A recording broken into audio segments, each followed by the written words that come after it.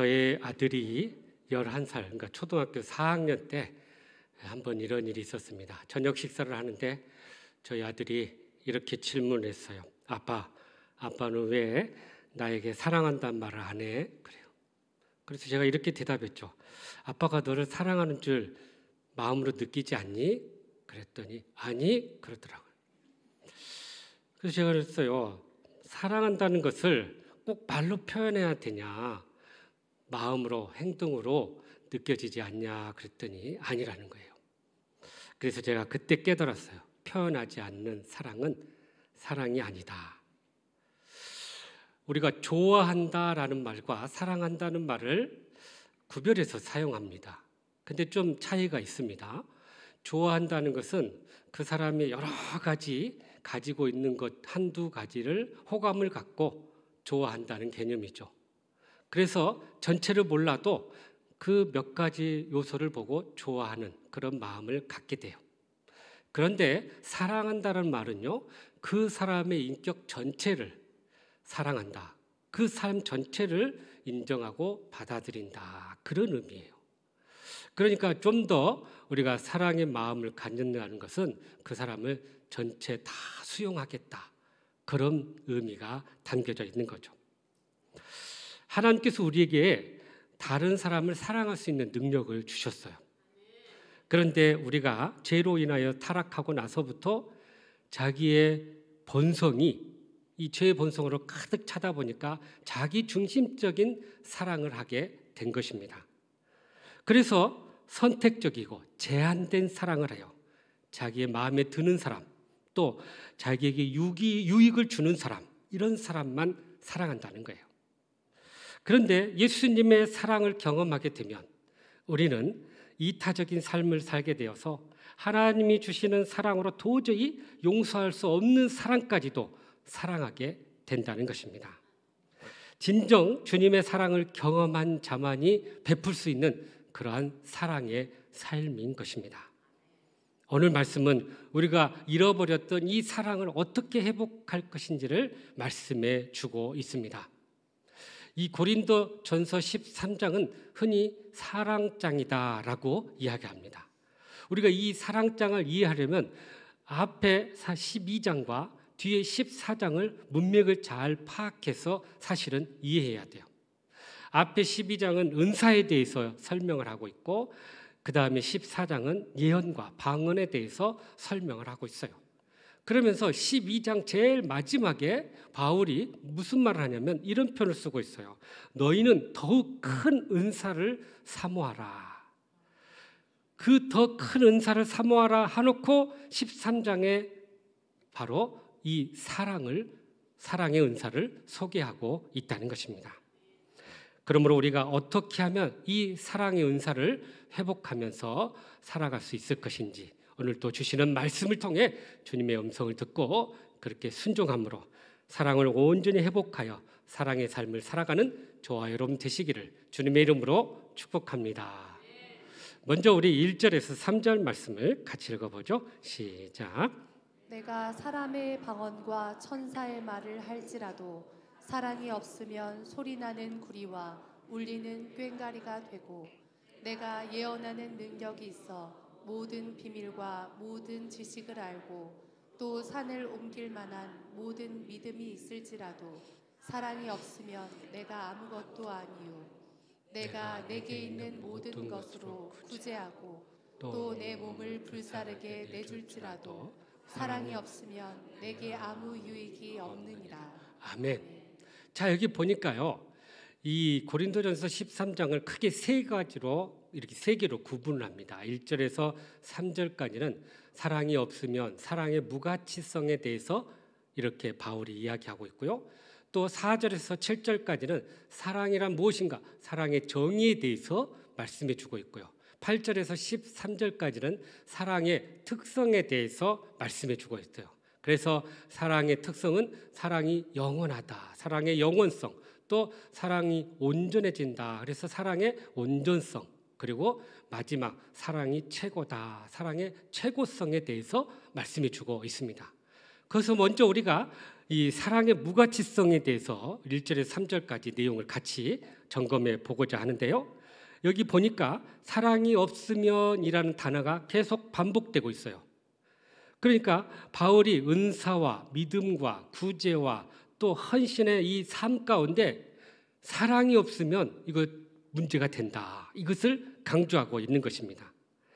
여러분, 우리가 가만히 보면요, 사랑만이 우리에게 가치 있는 이 삶이라는 것을 바울이 강조하고 있는 거예요. 그러니까 한마디로 우리의 신앙의 본질은 바로 사랑이다. 신앙은 능력이 아니라 사실은 사랑이다라고 이야기하고 있어요. 그래서 1절에서 3절까지 내용을 다시 보면요, 4가지 요소가 나오는데 은사와 믿음과 구제와 이 순교의 헌신에 대한 내용이 이렇게 나오고 있어요. 먼저 은사에 대해서 2가지가 나오는데 방언과 예언의 은사예요. 여러분, 은사는 하나님께서 교회를 섬기기 위해서 주신 하나님의 선물이에요. 그러니까 하나님께서 우리에게 은사를 주셔서 교회를 섬기게 하고 다른 사람에게 유익을 주기 위해서 이 은사를 주셨던 거예요. 그래서 이 은사의 목적을 우리가 잘 헤아리고 이 은사를 가지고 섬겨야 한다는 것입니다. 그런데 이 은사 안에 사랑이 없으면 그 은사는 아무것도 아니다, 아무 유익도 없다라고 말씀하고 있는 것입니다. 방언의 은사가 뭡니까? 하나님과 영적인 교제를 통해서 그야말로 영광된 교제 안에서 우리가 하나님께 드리는 언어예요. 그러니까 이것은 천사의 말과 같다라고 할 정도로 정말 아주 귀한 은사입니다. 그러니까 우리가 하나님과 영적인 교제 안에서 영적인 영광스러운 그 교제 가운데서 하나님 앞에 드려지는 천사의 말, 방언이죠. 그런데 이 문제가 있어. 이 방언이 이렇게 사랑이 없으면 큰 문제가 된다는 거예요. 체험 자체를 가지고 자랑을 삼게 되고 또 자기를 드러내게 되고 방언을 못하는 사람들을 무시하는 결과가 있다는 것입니다. 그래서 바울은 이러한 부작용에 대해서 뭐라고 말하냐면 소리나는 꽹과리와 같다, 또 울리는 꽹과리와 같다, 소리나는 구리와 같다라고 이야기하고 있어요. 여러분, 구리는 얼마나 둔탁한 소리를 냅니까? 또 꽹과리는 얼마나 시끄러운 소리를 냅니까? 그러니까 방언이 그렇다는 거예요. 원래는 하나님과 영적인 교제 안에서 들려지는 천사의 말인데 사랑이 없으면 이 구리와 같은 소리를 내고 꽹과리와 같은 소리가 난다는 거예요. 그래서 방언은 사랑을 기초로 해서 우리가 겸손하게 사용해야 된다라는 것을 사실 강조하고 있는 것입니다. 은사도, 예언의 은사도 마찬가지죠. 원래 예언이라는 말은 미리 하나님께서 이렇게 행하실 일들을 말하게 한다라는 그런 의미가 있어요. 그런데 넓은 의미에서는 예언은 하나님의 비밀을 깨닫고 앞으로 일어날 일들을 이야기하면서 그 말씀을 가지고 권면하고 위로하고 용기를 불어넣어서 사람들을 말씀으로 세워가는 것을 예언의 은사다라고 이야기해요. 그런데 이것도 사랑이 없으면 결국 이 일로 인해서 사람을 조종하고 잘못된 길로 인도할 수 있다는 것입니다. 심지어 다른 사람을 무시하고 정죄하고 판단하는 그런 결과를 가져온다는 거예요. 그러기에 아무리 깊은 비밀과 지식을 깨달았다 한다 할지라도 성도들과 교회를 위해서 우리가 철저히 절제하고 그것을 감출 수 있어야 된다라고 말씀한 거예요. 또한 바울이 이 믿음의 능력에 대해서 이야기하는데 2절에 보면 산을 옮길 만한 믿음에 대해서 이야기하고 있어요. 여러분, 우리 신앙생활에 믿음이 얼마나 중요합니까? 그래서 산을 옮길 만한 이 믿음이 있다면 우리는 아주 위대한 신앙의 삶을 살아갈 수 있는 것이죠. 그런데 문제는 이렇게 산을 옮길 만한 믿음이 있음에도 불구하고 사랑이 없으면 이것도 문제라는 거예요. 그것이 자기 과시용이 되고 하나님을 이용하고 시험하는 결과를 가져오게 될 것이라는 것입니다. 몇 년 전에 이 코로나가 한참 유행일 때 한 선교 단체에서 수련을 하다가요, 수백 명의 확진자가 나왔어요. 관계 당국이 그렇게 모이면 안 된다 하고 막았음에도 불구하고 그 단체의 지도자가 이런 말을 한 거예요. 하나님이 우리를 지켜주시기 때문에 한 명의 확진자도 나올 수 없다 하고 단호하게 외치다가 결국은 수백 명의 확진자가 나온 거죠. 그러니까 믿음을 가장한 하나님을 시험한 그런 결과였던 거죠. 또한 구제 은사에 대해서 3절에 이렇게 이야기합니다. 내가 가지고 있는 모든 것으로 구제해도 그랬어요. 사실 우리가 하나님의 은혜를 입게 되면 자연스럽게 나타나는 현상 중에 하나가 그 은혜를 다른 사람에게 나누는 삶이에요. 받은 은혜도 나누고 물질도 나누고 그래서 베푸는 삶을 살게 됩니다. 그런데 이것 또한 사랑이 없으면 문제가 된다는 거예요. 한 번은 예수님과 제자들이 이렇게 갔는데 어느 집에 들어가서 식사를 하는데 한 여인이 와가지고 향유컵을 깨뜨려가지고 그 머리부터 몸을 쫙 뿌렸어요. 가까이 있던 이 가룟 유다가 뭐라고 말해요? 이렇게 값비싼 향유를 왜 여기에 낭비하냐, 그렇게 베풀었던 여인에 대해서 책망을 해요. 예수님께서 가난한 사람들은 항상 너희와 함께 있지만 나는 그렇지 못하다. 이 여인이 한 일은 내가 내 장사를 준비한 것이다 라고 그를 높여주신 거예요. 여러분, 여기서 우리가 기억해야 할 것은 바로 우리가 사랑으로 구제하고 사랑으로 돕지 않으면 받는 자들이 굉장히 불쾌하고 모멸감을 갖고 수치스러움을 갖게 된다는 거예요. 그래서 받는 자들은 구제물보다는 사실은 그 마음의 진정성을 받고 마음을 열게 되고 그것에 감동을 받게 된다는 것이죠. 그런데 사랑이 없는 구제는 바로 더 이상 감동도 없고 오히려 마음을 다쳐버리는 결과를 가져오더라는 것입니다. 심지어 바울이 오늘 말씀 3절에 순교에 대해서도 이야기합니다. 내 몸을 불살에게 내어줄지라도 사랑이 없으면 이것도 문제라는 거예요. 여러분, 순교의 삶이 얼마나 위대한 삶입니까? 우리 신앙의 삶에서 가장 위대한 삶은 바로 주님을 위해서 자신의 몸을 내어드리는 삶이에요. 그 순교의 삶에 정말 자신의 모든 것을 드리는 이 헌신의 삶에도 사랑이 없으면 그것 또한 문제라는 거예요. 그래서 여러분, 우리가 꼭 기억해야 할 것은 모든 것에 사랑이 없으면 그 순교의 헌신도 결국 아무것도 아니라는 것입니다.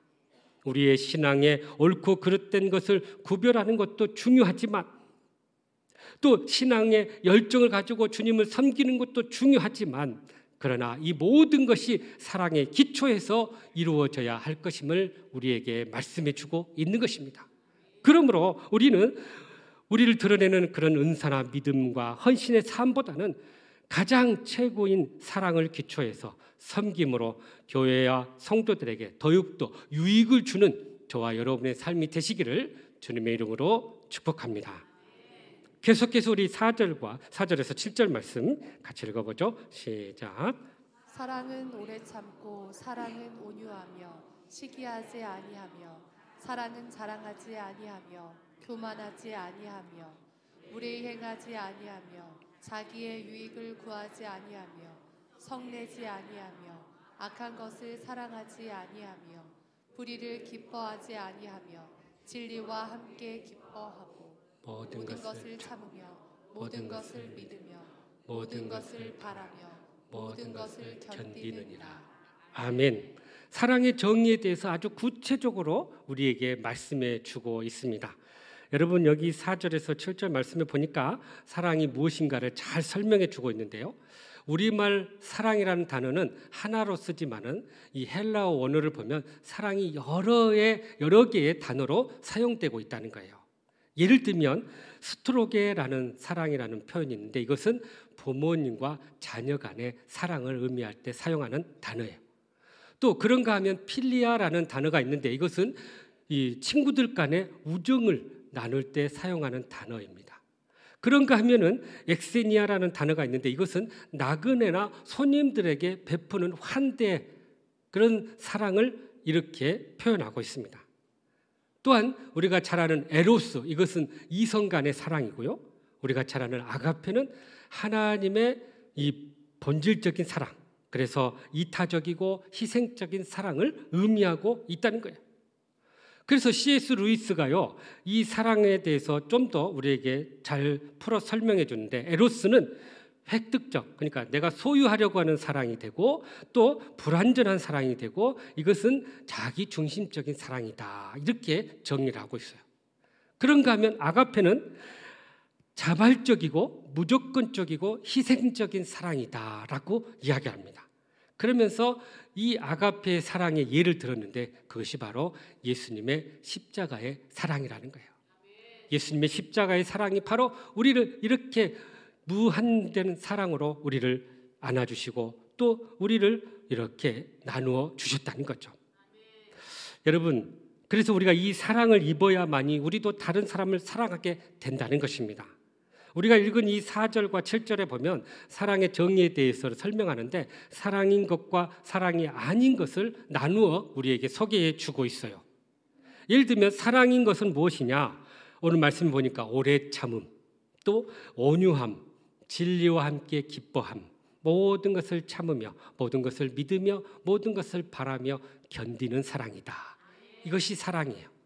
그러면 사랑이 아닌 것에 대해서 또 이렇게 설명해 주고 있어요. 사랑이 아닌 거, 시기하는 거, 자랑하는 거, 교만한 거, 무례한 거, 자기 유익을 구하는 거, 성내는 거, 악한 것을 생각하는 거, 불의를 기뻐하는 거, 이건 사랑이 아니다는 거예요. 여기서 우리는 사랑인 것을 좀 중심적으로 살펴보고자 하는데요. 사랑인 것은 오래 참은 거, 또 온유한 거, 또 진리와 함께 기뻐하는 거, 모든 것을 참은 거, 믿는 거, 견디고 바라는 거. 가만히 이 단어들을 하나하나 보면요, 하나의 공통점을 우리가 찾게 돼요. 바로 이 사랑은 인내하는 것이다라는 것을 우리가 알게 됩니다. 그러니까 인내의 의미가 다 담겨져 있어요. 온유한 거, 다른 사람의 해를 끼치는 자에게 단순히 인내하지 않고 더 나아가서 그에게 선의를 베푼다는 거예요. 그래서 온유함을 영어로 친절하다, 친절한라는 단어를 쓰고 있어요. 그러니까 성경에서 자신의 힘을 조절하고 통제하는 능력을 바로 온유함이다 그래요. 그러니까 이것도 인내의 의미가 담겨져 있는 거죠. 그래서 우리가 이 사랑의 삶을 살려면 기본적으로 인내하고 기다려주고 또 견뎌주는 그러한 자세가 요구되고 있다는 것입니다. 이처럼 사랑의 정의를 통해서 사랑인 것을 한때 모아보니 결국 우리가 인내하고 기다려야만이 사랑이 온전해지는 것을 말씀해 주고 있는 거예요. 7절에 보면 참으며 라는 말이 있고 견디며 라는 말이 있어요. 여러분, 견디다는 말, 머물러 있다라는 거예요. 떠나지 않고 계속 그 자리를 지킨다는 거예요. 참는다는 것은요, 덮는다 그런 의미를 가지고 그런 여러 가지 실수들을 다 덮어준다는 거예요. 그래서 결과적으로 사랑이라는 것은 한마디로 인내다라고 이야기할 수 있는 것입니다. 저는 성경에서 가장 드라마틱한 장면들 몇 가지가 있지만 그 중에 하나를 꼭 소개한다면 저는 요한복음 21장에 나오는 예수님과 베드로의 조우입니다. 사실 베드로가 이전에 예수님한테 뭐라고 했어요? 자기가 이렇게 배신할 것을 미리 예수님께서 예언했을 때 베드로가 한 말이 있어요. 모두 주를 버릴지라도 저는 결코 버리지 않겠습니다. 또 모두 주가 함께 내가 죽을지언정 절대로 자기는 부인하지 않겠습니다. 그렇게 호언장담을 했어요. 그런 자에게 예수님께서 부활하셔서 찾아가셔서 만나주셨어요. 그리고 그에게 위로하시고 그를 세워주셨어요. 용서해 주시고 받아주셨어요. 그리고 그에게 사명을 주셨던 거예요. 그러니까 예수님의 그 사랑의 마음이 이 안에 가득 차 있었던 거예요. 주님의 사랑은 이렇게 오래 참는 사랑이다. 바라보는 사랑이다. 견뎌주는 사랑이다. 기다리고 인내해주는 사랑이라는 것을 우리에게 보여주고 있는 것입니다. 바로 예수님의 이 사랑이 있었기 때문에 오늘 우리가 이 자리에 앉아 있었던 거예요. 여러분, 그 인내하시는 사랑이 우리를 향해 있었기 때문에 우리를 끝까지 포기하지 않고 지켜주시고 우리를 바라봐 주셨던 것입니다. 그러기에 우리가 주님의 이 오래 참으심의 사랑을 받았으므로 우리도 다른 사람들을 오래 참음으로 기다려주고 또 인내함으로 사랑을 온전히 이루어야 할 줄로 믿습니다. 감리교 창시자인 요한 웨슬로 목사님은요, 형제가 10명이었다네요. 그런데 이 형제들이 다 믿음의 사람이 되고 아주 훌륭하게 자란 거예요. 그렇게 되기까지는 그의 어머니 수산 웨슬러의 어머니의 특별한 교육법이 있었다는 거예요. 사실 아버지도 목사님이었고 그래서 참 목회자 집안이었는데 특히 어머니의 이 놀라운 양육 방식이 이 웨슬러 형제들을 아주 훌륭하게 키웠다는 거예요. 수자는 굉장히 평소에도 잘 참는 그런 분이었대요. 그래서 그 인내심이 정말로 탁월한 그런 분이었어요. 그래서 이 남편 목사님으로부터 종종 칭찬을 많이 받았는데 한 번은 이런 일이 있었답니다. 아이가 잘못했는데 그 아이를 이렇게 바로잡았어요. 그것을 잘못한 것을 바로잡고 다음에 이렇게 하면 안 된다 하고는 그것을 이렇게 잡아줬는데 얼마 되지 않아서 또 똑같은 행동을 하더라는 거예요. 그런데 그럴 때마다 화내지 않고 그 잘못을 이렇게 바라주면서 바로잡아준 거예요. 그래서 이 남편이 그랬다는 거예요. 어떻게 당신은 똑같은 일을 20번이나 그렇게 참으면서 그 사람 아이를 이렇게 돌볼 수 있어요? 그렇게 이야기를 한 거예요. 그랬더니 이 어머니 수산나가 이런 말을 했다는 거예요. 내가 19번까지만 참았더라면 어떻게 되었을까요? 사랑하니까 그렇게 한 것입니다 라고 이야기했다는 거예요. 그러니까 사랑하니까 19번, 20번을 참고 그 아이를 사랑으로 돌보고 세우게 되었던 거죠. 여러분, 그러니까 사랑은 참는 거다. 변화될 때까지 기다리고 인내하고 또 견디는 것이다 라고 말씀하고 있는 것입니다. 그러므로 우리 모두도 오래 참고 그리고 견디고 인내함으로 사랑을 온전히 이루는 저와 여러분 되시기를 주님의 이름으로 축복합니다. 마지막으로 우리 13절 말씀 같이 읽어보죠. 시작. 그런즉 믿음, 소망, 사랑 이 세 가지는 항상 있을 것인데 그 중에 제일은 사랑이라. 아멘.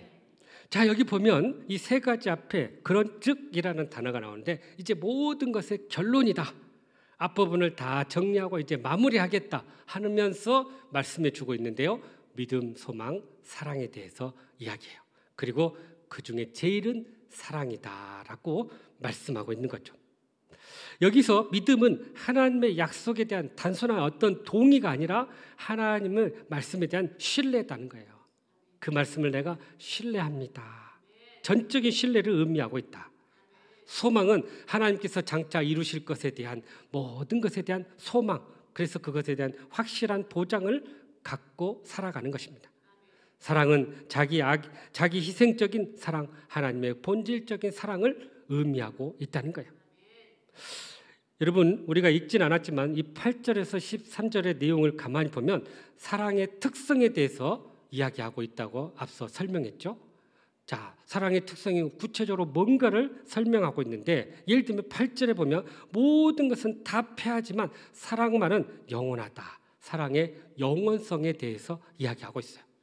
그런가 하면 9절에서 12절까지는 모든 것이 부분적인 것이 있고 온전한 것이 있는데 결국 사랑은 온전함을 이룬다라는 거예요. 사랑의 온전성을 강조하고 있는 것입니다. 마지막 13절은 믿음, 소망, 사랑 중에 사랑이 최고다. 사랑의 최고성에 대해서 말씀하고 있는 거죠. 여러분, 예언이나 방언이나 지식이나 또 모든 인사들은 다 언젠가는 사라질 것들이에요. 우리가 하나님 앞에 섰을 때 마지막 때가 오면 다 그게 사라질 것인데 믿음과 소망과 사랑은 영원히 존재하게 된다는 거예요. 그런데 그 중에 제일은 사랑이다라고 말씀하고 있어요. 그런데 여러분, 이 말의 원어를 보니까요, 사실 원어의 의미는 이런 표현이에요. 그 중에 가장 위대한 것은 사랑이다라고 해석하고 있다는 거예요. 그러니까 사랑이 가장 위대한 것이다. 믿음과 소망과 사랑 중에 가장 위대한 것이 사랑이다라고 표현하고 있어요. 바울은 왜 사랑을 가장 위대하다고 이렇게 설명하고 있을까요? 여러분, 먼저는 이 사랑이 믿음과 소망을 나오게 하는 근간이 되기 때문이다. 그러니까 결국 사랑에서 믿음과 소망도 나오게 된다는 거예요. 그래서 사랑이 우월하다. 또한 믿음과 소망은 자신을 위한 것이지만 사랑은 타인을 위한 것이기 때문에 더 우월하다라고 이야기해요. 더 중요한 거 무엇보다도 사랑은 하나님의 본질적인 속성이기 때문에 사랑이 더 우월하다라는 거예요. 믿음은 신앙의 삶을 시작하는 필수 조건이지만 그러나 그 자체가 하나님의 본질적 속성은 아니라는 거예요. 소망도 마찬가지. 소망이 하나님의 섭리와 주권을 인정하지만 그러나 하나님 스스로 소망인 것은 아니라는 거죠. 그래서 우리는 하나님의 이 본질적인 속성인 사랑이 가장 위대하다고 말할 수 있다는 것입니다. 여러분, 소아시아 교회의 7교회 중에 에베소 교회가 있는데요. 예수님께서 이 에베소 교회에 이렇게 편지를 쓰면서 한 가지 중요한 말을 해요. 무슨 말이냐면 너희가 처음 사랑을 잃어버렸다. 그렇게 이야기합니다. 우리가 이 에베소 교회가 처음 사랑을 잃어버렸다는 것을 이해하려면 에베소 교회의 그 당시의 배경을 좀 이해해야 돼요. 에베소 교회에 어떤 현상이 있었냐면요. 에베소라는 이 도시 안에 아데미 신전이 있었어요. 그러니까 큰 우상 신전이 있었던 거죠. 그리고 황제를 숭배하는 황제 그 숭배 사상이 그들 가운데 가득했어요. 그야말로 우상 숭배가 가득한 곳이 에베소였어요. 그런데 여기서 멈추지 않고 이 에베소에 니골라 당이라는 이단들이 또 활동을 했어요. 그래가지고 거짓 가르침을 이렇게 이야기하고 성도들을 유혹해 넘어가게 했던 거죠. 그러면 여러분, 이렇게 이단 사상과 또 우상이 가득한 이곳에서 교회가 살아남으려면 어떻게 해야 될까요? 자연스럽게 그것을 분별하고 대적할 수 있는 말씀을 강화하게 되었던 거죠. 그래서 저 이단이 뭐가 잘못됐는가를 말씀을 통해서 잘 분별해낼 수 있는 훈련을 하게 된 거죠. 그런데 문제가 있어요. 말씀을 강화하면서 사랑을 놓쳐버리기 시작했어요. 이게 무슨 말일까요? 여러분, 우리 안에 이렇게 신천지 이단이 왔다고 생각해 보십시오. 그러면 이 사람들이 주장하는 것을 우리가 잘못된다는 것을 반박하려면 성경을 더 잘 알아야 되겠죠? 그 성경 공부를 더 잘해야 되겠죠? 그러다 보니까 성경에 더 집중하게 돼요. 그 세 가족이 이렇게 와도 혹시 저 사람 신천지 아닌가 하고 이렇게 의심을 하게 돼요. 그러니까 기쁨으로 세 가족이 온 사람을 맞이하지 못하고 경계하는 마음으로 대하니까 어떻게 돼요? 사랑의 마음은 없어지고 자꾸 정죄하고 판단하려는 마음이 앞서게 되는 거예요. 그러니까 에베소 교회가 바로 이런 현상이 일어난 거예요. 경계하고 판단하고 그러다 보니까 말씀은 강화됐는데 사랑은 점점 식어져 버렸던 거죠. 여러분, 우리가 사랑이 없는 진리를 추구하게 되면 내면이 경직돼서 바리새인처럼 외식하고 판단하는 그런 삶을 살게 되는 것입니다. 반대로요, 진리를 외면한 채 사랑만 추구하게 되면 질서도 없어지고 방종에 빠지게 된다는 거예요. 그래서 우리는 진리의 말씀과 사랑의 실천이 서로 균형을 이루어야 한다는 것입니다. 그래서 이 초대교회 터툴리안이라는 교부가 있는데요. 이분이 쓴 글에 보면 초대 교인들이 종종 불신자들에게 복음을 전할 때 한 말이 있었다는 거예요. 바로 이 말인데요. 당신들은 그리스도인들처럼 사랑하는 사람들을 본 적이 있습니까? 이렇게 물었다는 거예요. 그러니까 초대교회들이 하나님 안에서 이렇게 사랑으로 하나 되는 모습들을 보면서 그들에게 복음을 전해주고 또 알렸던 거죠. 그런데 여러분, 오늘 우리들의 삶을 한번 보십시오. 오늘날 우리 기독교에 대한 이 사회적 이미지가 얼마나 나빠지고 있는지 모릅니다. 언젠가 신문에 보니까 이런 타이틀이 있었어요. 교회 지긋지긋하다. 진짜 진절머리가 난다. 라는 이 타이틀의 신문이 이렇게 나온 거예요. 그 말을 보고 제가 충격을 받았어요.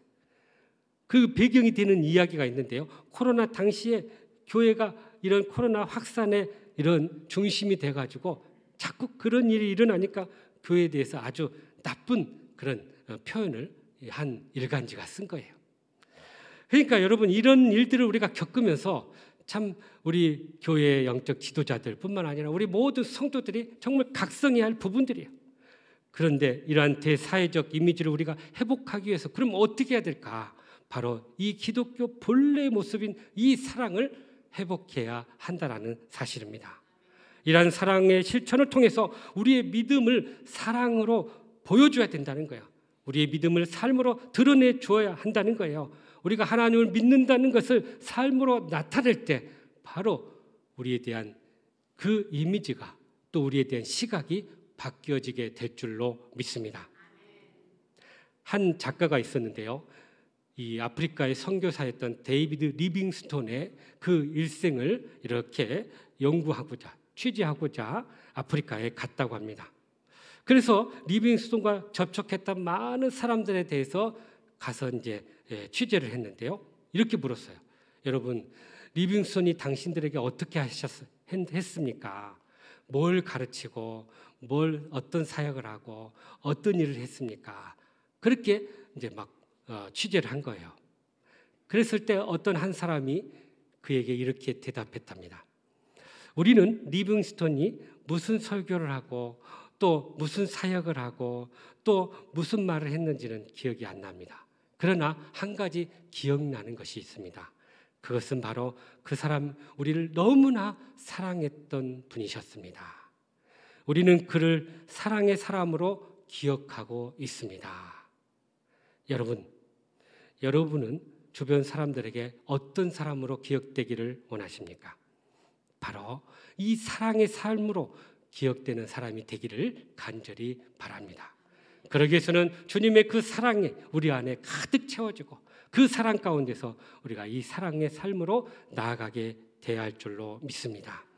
그러므로 사랑을 최고의 가치로 여기고 이 사랑의 삶으로 주님을 증거하며 또 복음을 전거하는 저와 여러분의 삶이 되시기를 주님의 이름으로 축복합니다. 사랑하는 성도 여러분, 사랑을 회복하며 사랑의 삶을 살기를 원하십니까? 그렇다면 오늘 주신 말씀처럼 사랑을 기초로 한 섬김으로 교회와 성도들에게 정말 유익이 되는 삶을 살아갈 수 있기를 간절히 바랍니다. 또한 오래 참고 인내함으로 사랑을 온전히 이룰 수 있기를 간절히 바랍니다. 나아가서 사랑만이 가장 위대한 것임을 깨닫고 우리가 우리의 삶 속에서 사랑을 실천함으로 사랑의 삶으로 주의 사랑을 증거할 수 있기를 간절히 바랍니다.